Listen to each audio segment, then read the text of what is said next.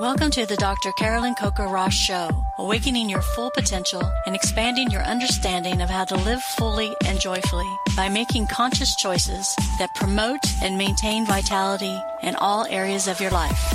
Now here's your host, Dr. Carolyn Coker-Ross. Please be sure to listen to this episode in an environment that is safe. Do not listen to this recording while driving a car or operating any kind of machinery. Welcome to The Vital Life. Today we have a great show for you. We're going to be talking about the following questions regarding what is consciousness. Can we really change our reality with only our thoughts? Can we heal our body if we heal our emotions? Who are we, and is there really factual proof? So our guest today is Eva Herr, and she's going to help us look at those questions on consciousness. Eva is an extremely effective medical intuitive, a luminary, author, and a radio host. She sits on the board of directors of the Alliance for Addiction Solutions and chairs their monthly educational teleconference. She also sat on the steering committee for the Human Health Project and is an avid advocate for holistic and alternative medicine.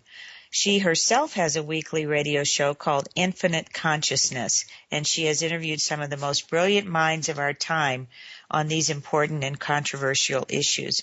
Eva is the author of the book Consciousness, Bridging the Gap Between Conventional Science and the New Superscience of Quantum Mechanics.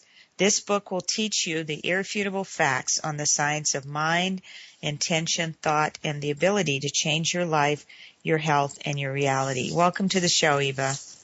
Thank you, Dr. Ross, for having me on your show. It's my pleasure to be here. So I wanted to just start out by talking about something you mentioned in your book, which I think you wrote a whole nother book on, and that's how a dark night of the soul in your own life led to a personal transformation. Can you tell us a little bit about that? Well, to start out with, I guess just to be honest, I wasn't a very nice person growing up. Okay. When I got to be like in my 20s, I was a very, and I'm not trying to be, brag or anything like that, because this is not who I am today. I'm just telling you the facts. Mm-hmm. I was a beautiful woman, and I was vain, and I was probably a narcissist, and, if you didn't have something that was, of interest to me, quite frankly, I didn't have any use for you. Okay. And I just wasn't nice. And, yeah. I wasn't mean, but I just didn't care about you. And so something bad happened to me. I had a really dark night of the soul, and I had a mother who was quite crazy, to tell you the truth, and that's kind of the reason the way I was. And so she kidnapped my child. Oh, my. For a year. I got pregnant, and my father died. Oh, and she caused me to lose my job by calling my boss all the time. All the time, 50 times a day. And, wow. And so when something like that happens, it'll put your nose on the pavement. Mm-hmm. And all the time it was happening, I would hear in my head, and I know this sounds crazy, but you know how when you get an idea and you hear it, but it's a silent voice. It was like that, and I'd hear, be still and listen. And I'd think back to myself, listen to what? Listen to who? Listen to what?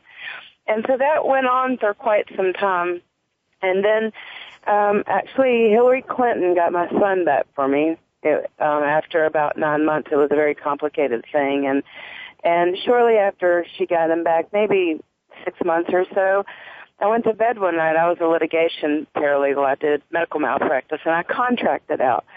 And so I was working really hard, getting ready for a trial, and I went to bed one night, and it was in the spring, I know that much, and it was too cold for the air conditioner, but too hot for the heat. So I had a floor fan going, and all of a sudden, my father was standing there because he died in the midst of when this happened. And plus, my family, I grew up Southern Baptist, and then I converted to a conservative Jew. Mm. So my family ostracized me.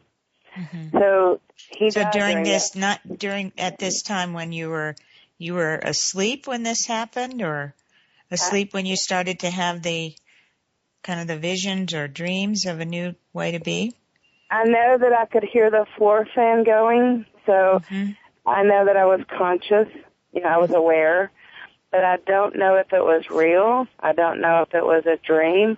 All I know is that it changed my life. And the next second, I said, "What are you doing here? You're dead." And he said, "Well, sometimes when you have something to say, God will let you come back." And I didn't get to say that I loved you. The next instant, I was on the other side, and I learned a lot.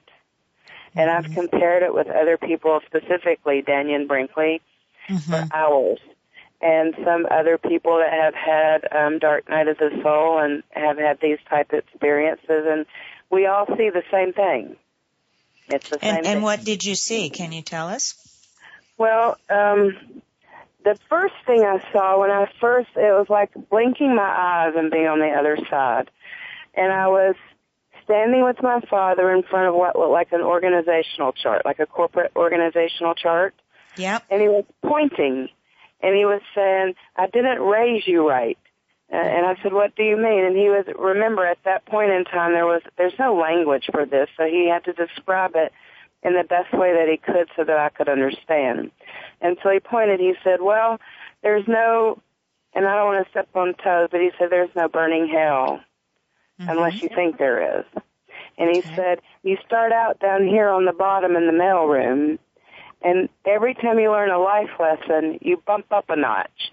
And then the goal of the soul is for you to be on the top and reach the understanding of non-duality, because we are all one. There's only one energy, and that's what God is. There's no supreme being sitting there. There's an energy.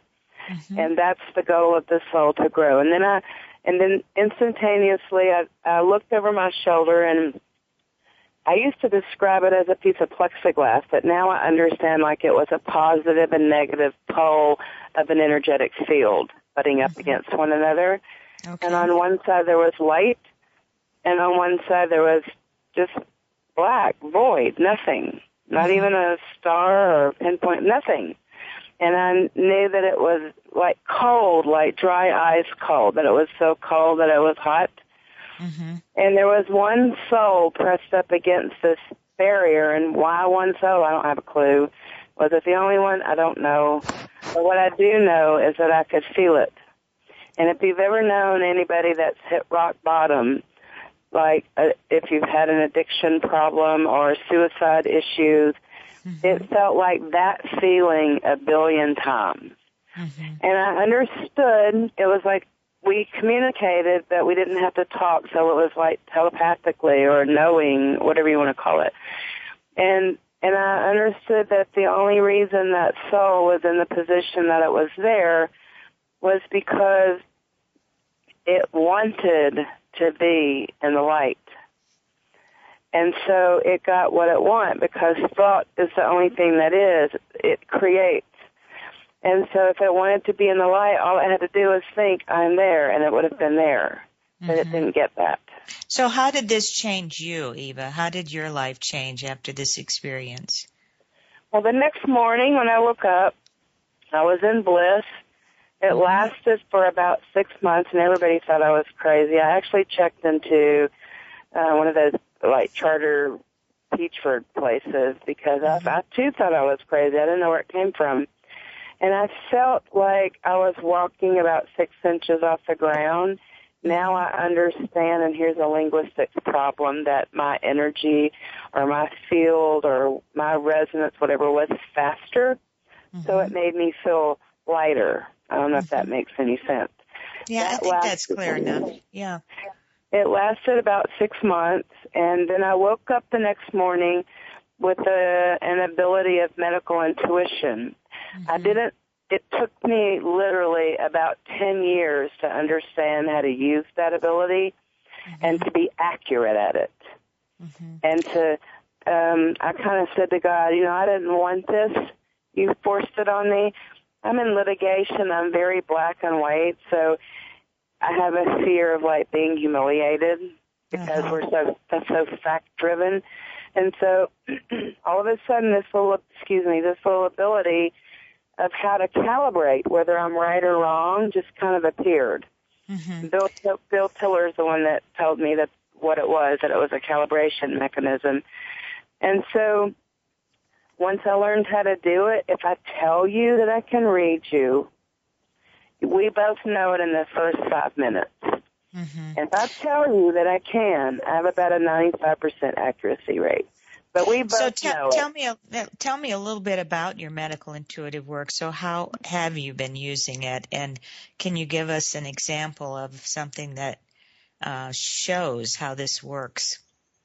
Well, excuse me, I hear auditorily, and I don't know why I get it in this way. It just is. I just had it the next morning when I woke up. And when I say I hear auditorily, what I mean is when you get an idea, you hear it, right? You hear this silent voice in your head. And so, but you have to learn how to distinguish that silent voice from mind chatter. Yeah. And so what I learned, one of the things that I learned was that mind chatter runs across my forehead horizontally like a ticker tape at the stock market. You know, that little thing that goes across. And so it runs across like that. Consciousness or pure information that I know that I can rely on, it just drops in all in one blurb in the top of my head. Okay, so would it be possible for you to give an example of something that you read on a person that was later validated? Yes. Okay. I can do that. In fact, there's a lot of these things. I'll use Eldon Taylor. You probably know Eldon Taylor. Mm-hmm. He has a radio show on Hay House, and I've been telling him for years, why don't you let me do this for you, Eldon, because he knew he had some issues. I have to read from a completely clean slate. If I know anything about you, then I decline to read you because I can make up stuff in my head and I don't know it. Okay. So I read for Eldon, and I prefer to do it on the phone so that I can't see you and make judgment calls about what your eyes look like or your skin color or your weight distribution or anything. So I told Eldon that he had arrhythmias. Which is abnormal rhythms of the heart. Yes. And I told him that the reason that he had these arrhythmias was because he was deficient in magnesium. This is one of the things. It takes about an hour to an hour and a half to do a complete reading, but this was one of the things. And so he was such a skeptic. And when I said, and you'll know that I'm telling you the truth. This is the way I calibrate, and it's kind of a stupid way, but it is what it is, and it works. Because you've had roses within the past 3 days, and how would I know that you had roses in the last 2 or 3 days if I didn't know this other thing too? And at first he said, no, I haven't had any roses. This is winter, and we're at Washington or Oregon or wherever it is that he lives. Of course I've not had any roses growing. I said, you don't have to have them growing. Roses don't exist because everything is thought. They have to have crossed your mind. And he went, oh my God, I called this morning and ordered some roses for my wife. Oh, okay, good. So he wrote a letter. It's on my webpage. You can read it. There are a lot of letters from people talking about how they've been diagnosed. And the thing about it is, I don't consider, I'm not a medical doctor. I'm just a woman. So I don't diagnose and I don't treat.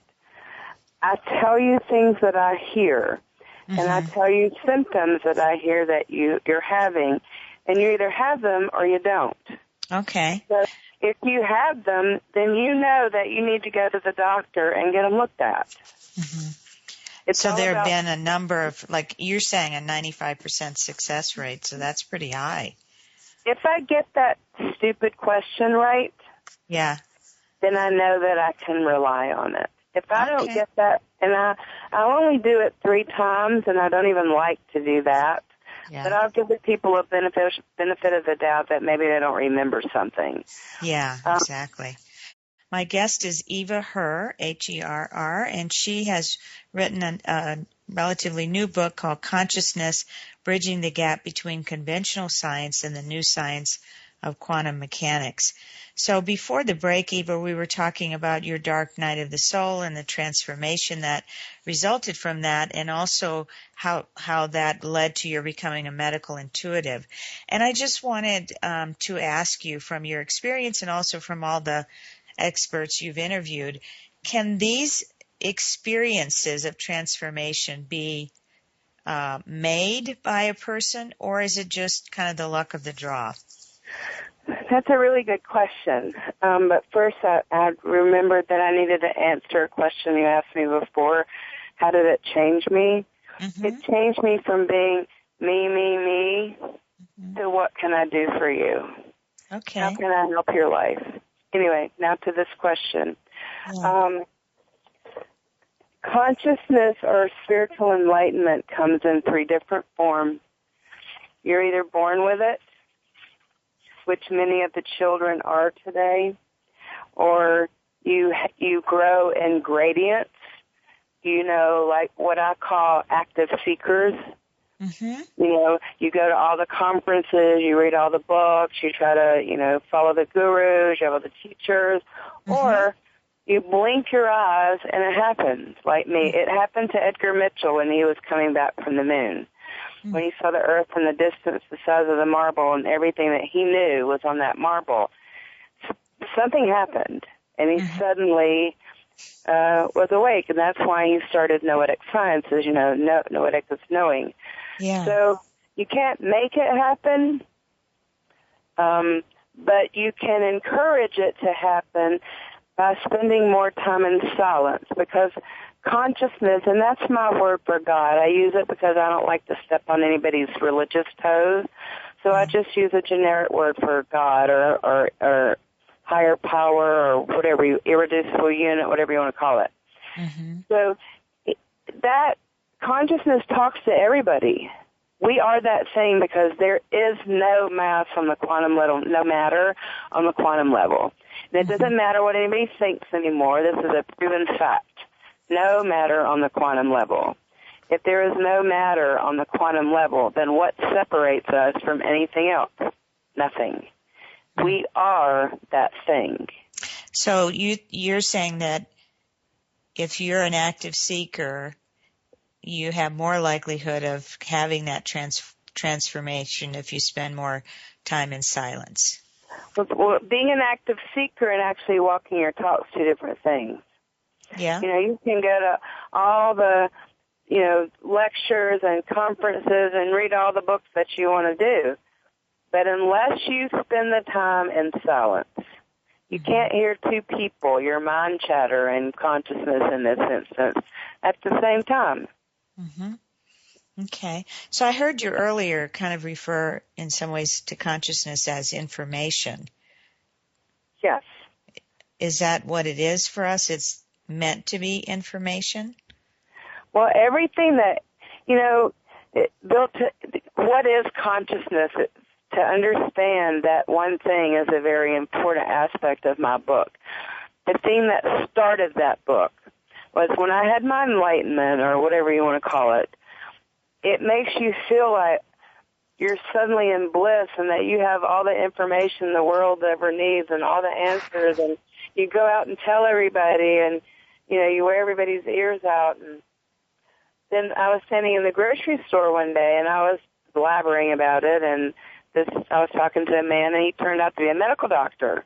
Mm-hmm. So I said to him, well, what is your definition of consciousness, thinking that he would say the same thing that I did. And he looked at me like I was an idiot, and he said, well, it's the opposite of being in a coma. And I went, oh, my God, no wonder there's this problem in science, and we can't have a quantum leap because there are all these scientists using this one word, consciousness, but they don't all have a meeting of the minds about what it means. Yeah. And so I had a friend that was a physicist who worked on the Apollo project with von Braun for NASA, who was also enlightened. So he had the language. He helped me put the sentences together in sentences that scientists couldn't argue with. So for your book, you interviewed a lot of I mean, these aren't all people that, like, the public may know of, but they are people who are very, very well educated, professors in physics and, people who are known in the consciousness field. You interviewed them for your book. What did you learn from them through these interviews? Well, this is one of the things. And by the way, I tried to interview the best in the world. Yeah. The chairman of the dean of the physics department at engineering department at Stanford, the chairman of the physics department at Princeton. I tried to get the best. Mm-hmm. But what I learned was Amit Goswami said it best. Oh my God, Eva, I didn't know this problem was going on with this word. As long as we're all having a conflict where one person defines the word as irreducible unit, one person defines it as awareness, one says a 0-point field, one person says aware of being aware. I mean, there's just this big confusion. Mm-hmm. And so we realized that as long as that existed, we're not going to have a quantum leap in science. We're going to have this fight about whether intention, first of all, whether we really live in a virtual reality, which we do. It's a proven fact in quantum in physics. And if we do, can we really use thought to create it, to manipulate it? And then you have to talk about free will. But you also but Eva, I want to go back to, because I'm just looking at your book and all of these great people that you talked to. Did you yourself personally, did anything change for you out of having the conversations with the best of the best? No. Okay, so it was more of your way of getting the message out? Yes. Okay. All right. So it's what made, I care. I care, Carolyn, and if people were to realize that there is no matter on the quantum level, if they get that, and if they accept that 2 + 2 is 4, they have to accept it, and then they accept that there's no matter, so that means they're only one thing. The potential exists. We could have instantaneous peace. Mm-hmm. That's a big deal. Were there any differences amongst? Because it seemed like the different people you interviewed themselves had some different ways of describing consciousness.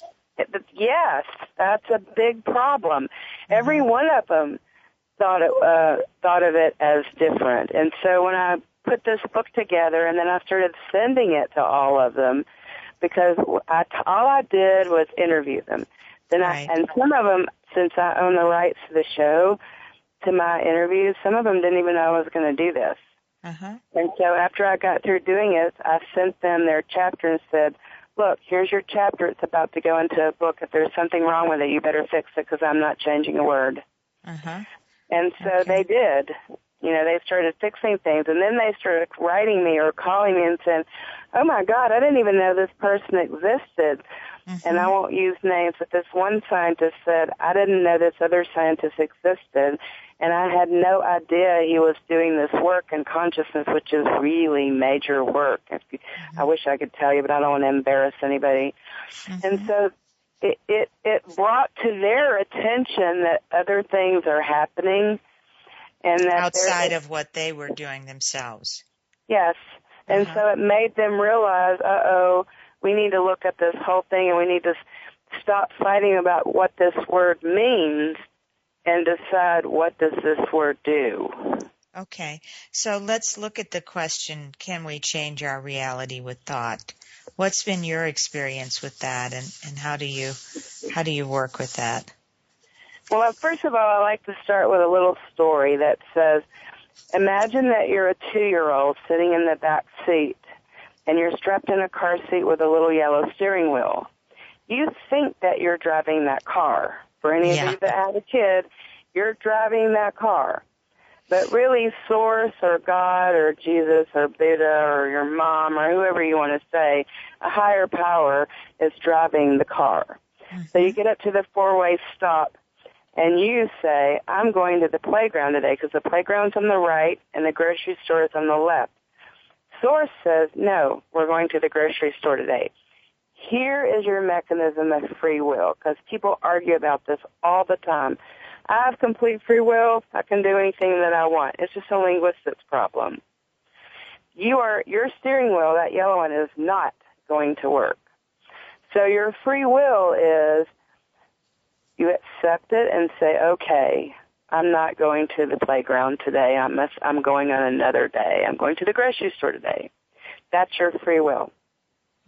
Where you fight it is, if you try to fight it, it's like a salmon swimming upstream. You know, you can pitch a fit and start screaming and kicking the back of the seat. You will have a consequence. Mm-hmm. Because energy doesn't stop. It just changes forms. And suddenly, you've gone from being a peaceful little child thinking you're driving in the car to this raging lunatic that's putting out negative energy. And energy doesn't stop. It just changes forms. So energetically, what goes around comes around. And because there is a higher power, and here's the million-dollar question, you know, where did the original intention come from? You know, who knows? Mm-hmm. It's just the fact that there was one. Yeah, so, I think that's way too deep for the time we have left. Yes. But, you know, so you're saying that the only thing we can't really change our reality is what I hear you saying. Well, we can. You know, Bob John at Princeton did a lot of experiments with the ping pong balls, dropping them down into the plexiglass with the wooden pegs, hammered into the shape of a bell-shaped curve. Can you picture that? A wooden board with maybe 1,000 pegs hammered into the shape of a bell-shaped curve with a piece of plexiglass on the front. Okay. And he would drop in, say, 10,000 ping pong balls at a time. Okay. And he would have one person to meditate in front of it, one person that can literally get into an altered state, and by that I mean like low theta or high delta. This is a big argument among the scientists. If we can really manipulate reality with thought, then why can't the average person do it? And it is because the average person doesn't walk around in an altered state. Okay, so what happened when the person who was meditating with the ping pong balls, what happened there? They would think all the balls fall to the left. Uh-huh. And that's exactly what would happen. Oh, my. It may be only, you know, usually it drops 50-50 like on the lottery thing, and only 5 balls extra may fall to the left. But if you do this experiment, you know, 1,000 times, and every time you do it, 5 more balls fall to the left, then eventually they're all going to get there. Mm-hmm. And so a lot of the hardcore scientists say, well, because it doesn't all happen at one time, then it's heresy. Or it's by chance. Yes. But eventually they kept up with these numbers on a computer, and eventually all the balls fell to the left. Mm-hmm. Okay. Or Bill Tiller did an experiment with water. My guest today is Eva Herr. She's a medical intuitive, a luminary, an author, and a radio host. And she's also the author of a book called Consciousness, Bridging the Gap Between Conventional Science and the New Super Science of Quantum Mechanics. So we're talking about can we really change our reality with only thought or intention? So I just wondered, Eva, if you could give an example of, because I think people are, especially those who are seekers, are trying to create lives for themselves that have more meaning, especially in our culture today. So how does what you know about consciousness give us information that will help us in that way? I think the most important thing, there are a couple of things. But the first one on the list is, you know what an Etch-a-Sketch is? Yeah. And when you had those when you were a little kid. And when you first get it, it's all clean and there's nothing on it. But once you draw on it, it's something there, and it never goes away, no matter how much you shake it. Mm-hmm. Visualization. Because we live in a virtual reality, much like the games that our kids play. If you want to change your life, and it's within the realm of your possibilities. I mean, some things, it's just not going to happen because there's a higher power saying it's not going to be this way for whatever reason. But if it's within your realm of possibilities, you visualize it. And how do you it is in your realm and that it's not something that your higher power doesn't want? I'm sorry? How would you know if it is in your realm versus something that, as you say, your higher power, for whatever reason, doesn't want you to have happen? I guess because the road to get to it is not clear. When you're, let me finish this other sentence about visualizations, because you can visualize it all day long, but if you don't feel it, because, you know, everything's about heart coherence. Mm-hmm. And when you feel it, there's some conductivity going on, and there's something called magnetic monopoles that helps make it happen. So synchronicities appear. Mm-hmm. And you follow those synchronicities, and if you don't know what a synchronicity is, there are no such thing as coincidences, but synchronicities, they're a sequence of events that usually appear in threes. And they happen to everybody, but everybody doesn't pay attention. Mm-hmm. So you follow those synchronicities, and also usually if something's meant to happen in your life, you will know it. It'll be some deep thing deep down in your soul that you've always wanted to do, or that you've always had a passion about. Mm-hmm. And that's the goal of your soul, to find that thing. You know, you might not, people say, well, I want to be rich. Well, what is rich? And I'll say, my husband left me after my enlightenment about 7 years ago, and he has dual citizenship here and in South Africa. And he said to us, every November we would go to South Africa and visit his family, and he said, I'm going to go visit my family and I'll be back in 2 weeks. And we have 3 kids. He took everything we had, I mean every cent, out of the bank account. And he had a 1-year-old, and he had a 5, I can't remember if Jess was 5 or 6, and left him, and never came back to see him again, and sent him nothing. And I live in this big 6-bedroom house, you know, and my power bill was like $800 a month. I sat literally and visualized, and I didn't panic. I just went, okay, this happened. I'm going to, this is it. I can't do anything about it. Make the best of it. And I would visualize. Not one time did I ever miss a house payment or miss a utility payment. It just came. So specifically, are you saying you would visualize making those payments, or you would visualize being? Yes. And it may not come until that day that it's due. And then just a month ago, I had a massive heart attack, and the weirdest thing happened. I would go to this one doctor here where I live and get glutathione drip. I was supposed to go on a Monday. Well, they call me up on Monday and say, Eva, we're getting a new billing system. Can you come in on Friday? Because it's hectic. And I went, okay, I'll see you on Friday. Friday they called and said, Eva, it's still hectic. Can you come in on Monday? And I went, well, Monday's Labor Day. Are you sure you want to do that? And they went, yeah, he's making us work. I went, okay, see you on Monday. And they called me back later and said, he's letting us off. Can you come in on Tuesday at 9 o'clock? Normally, I have either an 11 o'clock appointment or a 1:30 appointment because I'm not a morning person. But I just said, okay, I'll be there at 9 o'clock. I get there at 9 o'clock, and while I was in the office, and I wasn't even supposed to see him, I was seeing his nurse who just puts a drip in me, and then I walk out. But he saw me, and he came in my room, and he said, how are you? And I went, I don't feel good today. And he took my pulse because he does all kind of different medicine. And while I was in his office, at 10 after 9, I started having a massive heart attack. You know, what is the likelihood? What if I said, you know, I'm not a morning person. You know, I want my 11:30 or my 1:30 or whatever. But I said, okay. So saying okay to what is in front of your face. If you're fighting with your spouse, something's happening. Don't continue to fight. Laugh. You know, hug the person out of nowhere and it'll stop. Or if you're trying to get a spouse, visualize, or a partner, visualize what you want that person to look like. What kind of clothes, and I mean feel it. My friend used to cut out pictures and put them on a poster board, and it really would happen. She'd meet the person, it'd be in the exact same clothes, she'd be in the exact same clothes as whatever she'd cut out. They'd have the exact same kind of house. I mean, visualization, if you really feel it, is a powerful tool. So how does the concept of free will apply to things like addictions? You know, people who are struggling with drug or alcohol addiction. Well, I just actually, to tell you the truth, how much time do we have? 10 minutes? Yeah. I went through that with my daughter.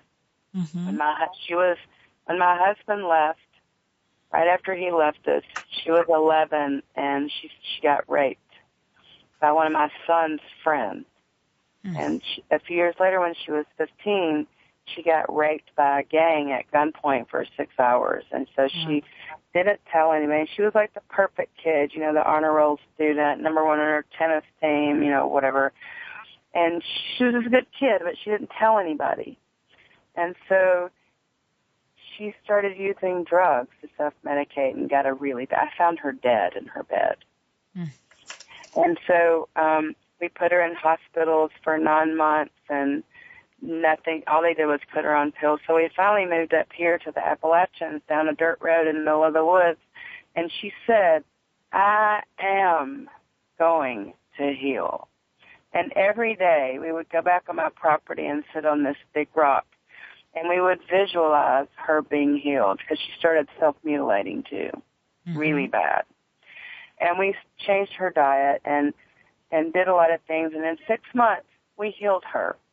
Mm-hmm. But I don't believe that she had, I believe that that was just something that was in in her life lesson. Mm-hmm. You know, she chose before she came here.